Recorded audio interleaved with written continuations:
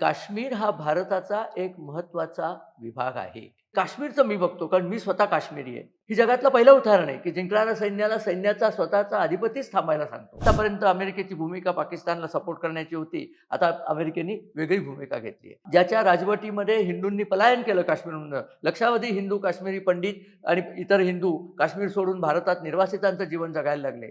मोठा भाग तर वरती आहे संबंध भारताचा जो मुकुट आहे, तो गिलगिट बाल्टिस्तान आहे. हे काय अर्धवट माणूस म्हणतो राहुल गांधी, त्याला काही कळतं का त्याच्यातलं? त्याला कशातलंच काही कळत नाही म्हणा. तर या सगळ्या बदललेल्या परिस्थितीचा फायदा घेऊन काश्मीर भारतामध्ये पुन्हा सामील करण्याच्या दृष्टीने हालचाली करतील. नमस्कार. महा MTVमध्ये आपल्या सर्वांचं हार्दिक स्वागत आहे. मी चंद्रशेखर नेने, आंतरराष्ट्रीय घडामोडींचा अभ्यासक. माझ्याबरोबर जयेश पाटील हे व्हिडिओग्राफर आहेत. काल बुधवारी अमेरिकेचे भारतातले राजदूत सर्जिओ गोर हे श्रीनगरला गेले होते आणि तिथे जाऊन त्यांनी काही एक वेगळ्या प्रकारची विधानं केलीत. ते तिथे उमर अब्दुल्लांना भेटले, तिथल्या पोलीस ऑफिसर्सना भेटले, सरकारी अधिकाऱ्यांना भेटले. पण एक लक्षात घ्या, ते फुटीरवादी लोकांना अजिबात भेटले नाहीत. याच्या आधी जेव्हा अमेरिकेचे राजदूत श्रीनगरला जायचे, तर फुटीरवादी लोकं त्यांना हटकून भेटायला यायची.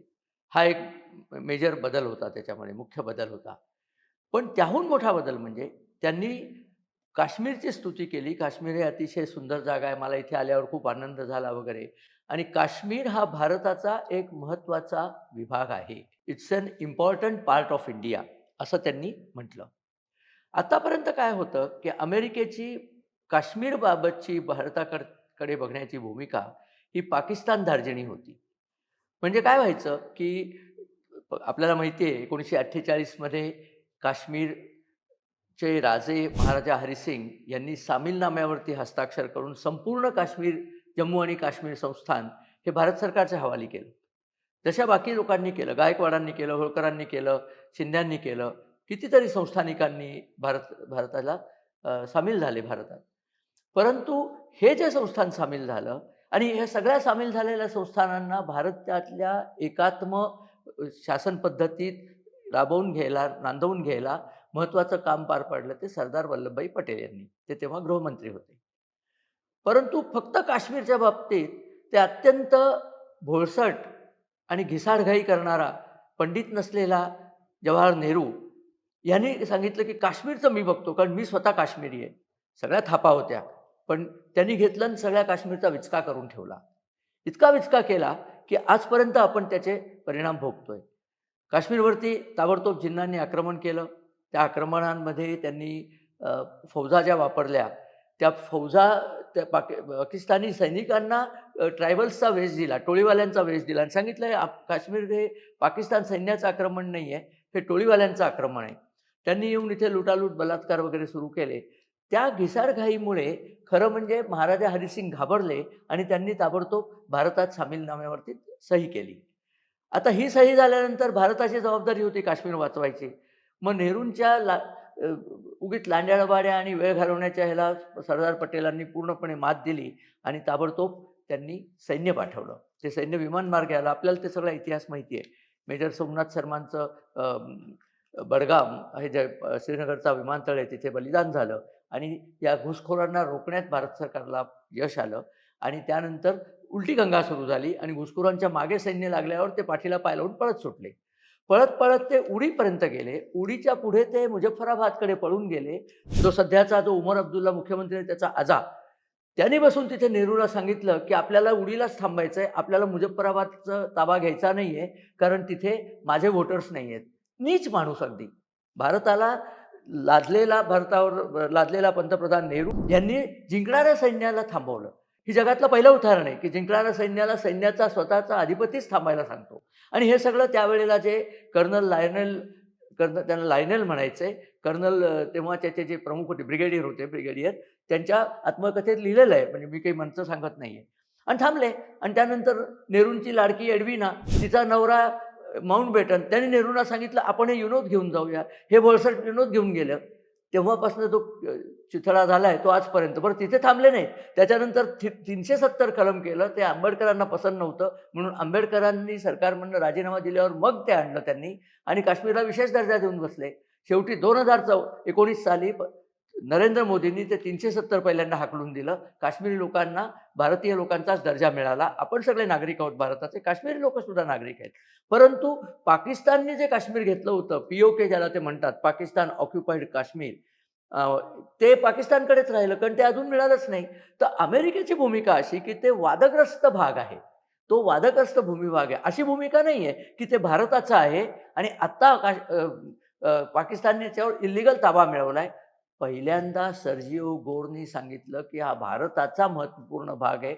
याचा अर्थ पाकिस्तानात ताबडतोब कळला आणि त्यांना इतक्या मिरच्या झोंबल्या, की त्यांनी पाकिस्तानमध्ये नताली बेकर म्हणून सध्याच्या राजदूतांच्या अनुपस्थित ज्या बाई आहेत, त्या बाईंना बोलावून त्यांना खूप झापलं आणि त्यांना सांगितलं, आत्तापर्यंत अमेरिकेची भूमिका पाकिस्तानला सपोर्ट करण्याची होती. आता अमेरिकेने वेगळी भूमिका घेतली आहे. बरं नुसतं एवढंच नाही.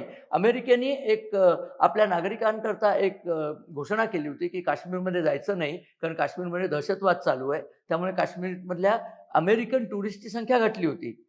गोरबुवांनी ते पण सांगितलं, की मी वॉशिंग्टनमध्ये जाऊन ती घोषणा रद्द करवतो, कारण मी इथे पाहिलंय सगळं सुरक्षित आहे. सिक्युरिटी फोर्सेस सगळे छान काम करतायत. त्यामुळे इथे टुरिस्ट यायला माझं हरकत नाही. ह्या सगळ्या कहाण्या तो उमर अब्दुल्ला तिथे बसून ऐकत होता. आता हे कसं आहे, की वारा येईल तसे फाट फिरवणारे आहेत. इतर वेळेला याचा बाप, याचा आजा पाकिस्तान धार्जिणे भूमिका घ्यायचे. याचा बाप फारुख अब्दुल्ला, ज्याच्या राजवटीमध्ये हिंदूंनी पलायन केलं काश्मीरमधनं. लक्षावधी हिंदू, काश्मीरी पंडित आणि इतर हिंदू काश्मीर सोडून भारतात निर्वासितांचं जीवन जगायला लागले. तो हरामखोर फारुख अब्दुल्ला आणि त्याचा हा कार्टा उमर अब्दुल्ला. ते पाकिस्तानची बाजू घ्यायचे. दरवेळेला म्हणायचे, की पाकिस्तानशी बोलल्याशिवाय काश्मीरचा प्रश्न सुटणार नाही. मोदींनी परवा सांगितलं, की दहशतवाद आणि बोलणी एकत्र होणार नाहीत. आम्ही अजिबात बोलायचं नाही. बोलायचं असलं तर काश्मीर परत कधी देताय तेवढंच बोला. बाकी चर्चाच नाही. आणि वर नरेंद्र मोदींनी सिंधू जल समझोत्याला रद्द केल्यामुळे पाकिस्तानमध्ये आता खायचे लाले पडलेले आहेत. कारण पाणीच थांबलंय. पंजाबमध्ये सगळी शेती करपून जायला लागली. त्यामुळे पाकिस्तानला हीच भाषा कळते. त्यांना नेहरू जे पाकिस्तानपुढे लालघोटेपणा करायचे, तो पाकिस्तानला माहिती होता आत्तापर्यंत. नेहरू आणि त्यांचे संपूर्ण घराणं, काँग्रेसचं संपूर्ण घराणं पाकिस्तानच्या पुढे लोटांगण घालायचं, ते आता बंद झालं. त्यामुळे पाकिस्तानची पंचाईत झाली आणि आता अमेरिकेच्याही लक्षात आलं, की पाकिस्तानची बाजू घेऊन आपल्याला काही मिळणार नाहीये. पाकिस्तानला आता थांबवण्याची वेळ आलेली आहे. म्हणून हे स्टेटमेंट आलंय. आणि या स्टेटमेंटनंतर शक्यता अशी आहे, म्हणजे पाकिस्तानला भीती खरी तीच आहे, की भारत याचा वापर करून त्यांचं ते आझाद काश्मीर म्हणून पी-ओ-के जो भाग आहे, तो, कारण पी-ओ-केमध्ये सध्या प्रचंड दंगे चाललेत. पी-ओ-केतल्या निवाशांनी ऑलरेडी सांगितलं, आम्हाला पाकिस्तानात राहायचं नाही, आम्ही हिंदुस्थानचे नागरिक आहोत, आम्हाला हिंदुस्थानातच जायचंय. कारण त्यांना तिथे खायलाच मिळत नाहीये. पाकिस्तानने त्यांना, म्हणजे लाहोरमध्ये जर पीठ ₹100 किलो असलं, ते काही स्वस्त नाहीये. इथे ₹400 किलो आहे.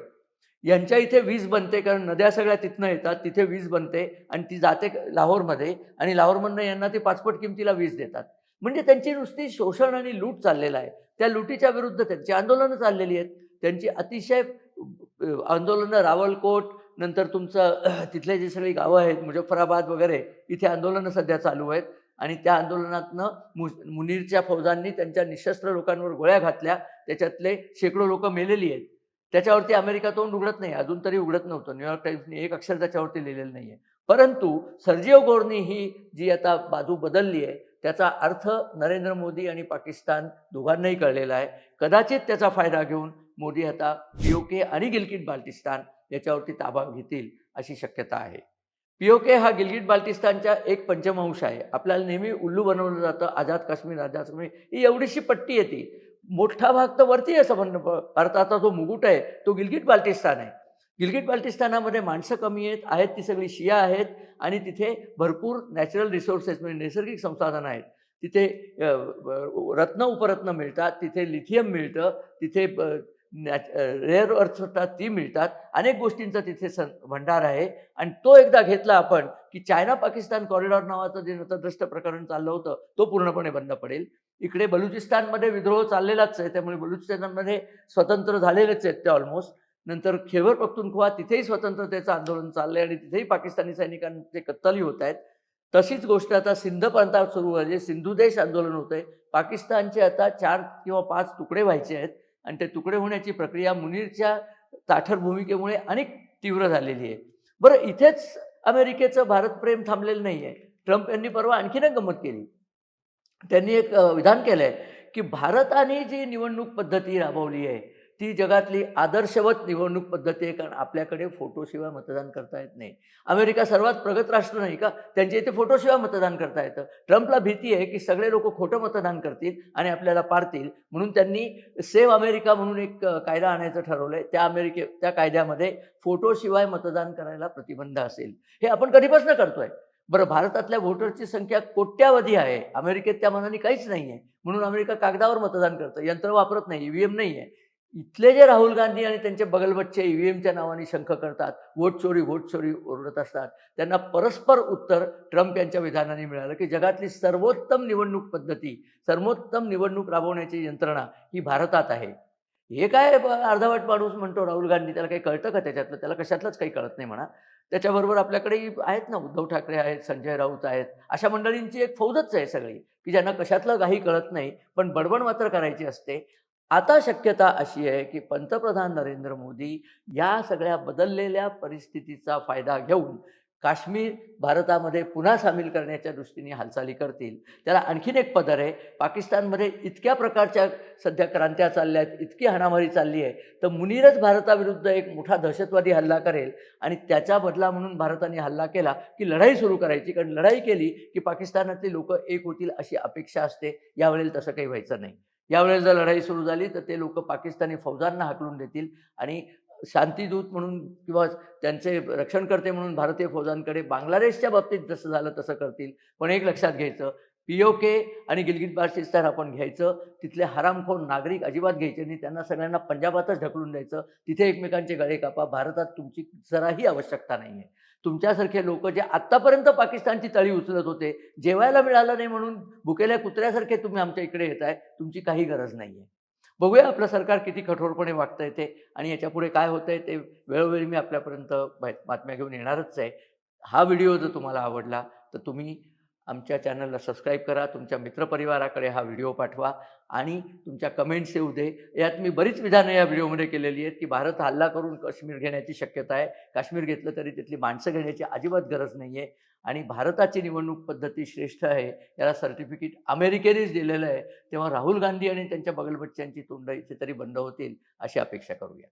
असो, हा व्हिडिओ बघितल्याबद्दल धन्यवाद आणि नमस्कार.